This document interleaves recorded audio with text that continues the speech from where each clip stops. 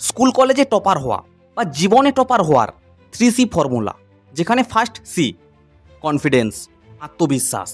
যদি তোমার মধ্যে এই কনফিডেন্সটা থাকে যে আমি করে নেব, কি করে করব জানি না, কিন্তু আমি করে নেব, তাহলে অটোমেটিকলি ভালো রেজাল্ট হয়ে যাবে।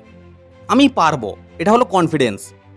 এটা ভাবা মাত্রই 70% তুমি জিতে গেছো। এবার কিছুটা পড়লেই হয়ে যাবে 100%। এবার যদি তোমার কাছে এই কনফিডেন্সটা না থাকে যে হয়তো আমি পারবো না, আমার দ্বারা হবে না, বাস শেষ, তুমি অলরেডি হেরে বসে আছো। তো সবার আগে কনফিডেন্স।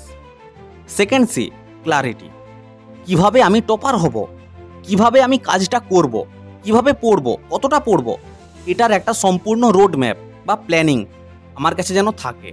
যতক্ষণ না তুমি একটা ক্লিয়ার প্ল্যানিং করছো, ততক্ষণ জীবনে কোনো ফিল্ডেই এগোতে পারবে না। আমার কাছে যেন একটা স্পষ্ট ধারণা থাকে যে এই স্টেপে যাব, তাহলে অটোমেটিক আমার কাজটা হয়ে যাবে। থার্ড সি কনসিস্টেন্সি, যেটা হলো সবচেয়ে মেন। প্রত্যেক দিন নিজের কাজে লেগে থাকা। ঝড় হোক, বন্যা হোক, ভূমিকম্প হোক, কারেন্ট থাকুক বা না থাকুক, কারো বিয়ে লাগুক, কিংবা যে কোনো অনুষ্ঠান থাক, আমার কাজ হবে ডেলি অন্তত 1 ঘন্টার জন্য হলেও বা আধ ঘন্টার জন্য হলেও পড়াশুনো করা, পড়তে বসতেই হবে। যদি আমি এই 3টা স্টেপ ফলো করি, আমার কাছে যথেষ্ট কনফিডেন্স আছে, আমার কাছে ক্ল্যারিটি আছে যে আমি কিভাবে পড়ব, কিভাবে কাজটা করব, বাস আমি সেই কাজে যদি কনসিস্টেন্সি প্রত্যেক দিন লেগে থাকি, অটোমেটিক ওই কাজে আমার সফলতা আসবেই। সেটা দুনিয়ার যে কোনো কাজই হোক না কেন।